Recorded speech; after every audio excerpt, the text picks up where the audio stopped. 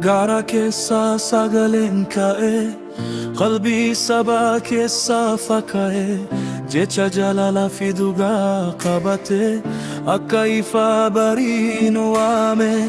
Yaadannoo kee keessa jira, sirbi kee haaraa illee dhaga'ama. Sagaleen ati nuuf laatte yeroo hundaanuu jajjabeessa.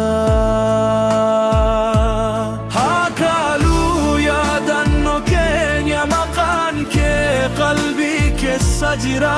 Sagaleen kee hin calisu akka urjii samiifa. Haa kaaluu yaadannoo keenya, maqaan kee qalbii keessa jira. Sagaleen kee hin calisu akka urjii samiifa.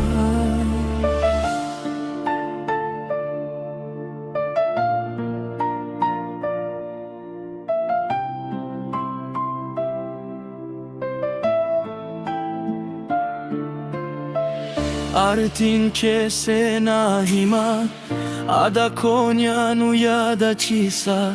Garaan namaa yeroo dhaga'u, miira gadi fagoo keessa seena.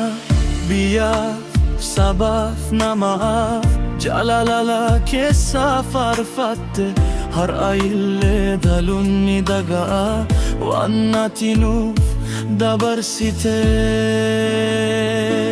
Haa kaaluu yaadannoo keenya, maqaan kee qalbii keessa jira. Sagaleen kee hin calisu akka urjii samiifa. Haa kaaluu yaadannoo keenya, maqaan kee qalbii keessa jira. Sagaleen kee hin calisu akka urjii samiifa. Yeroon darbu yaadni hin badu, sirbi gaariin hundu.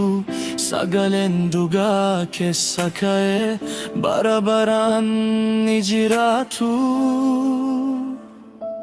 Haa kaaluu yaadannoo keenya, maqaan kee qalbii keessa jira. Sagaleen kee hin calisu akka urjii samiifa.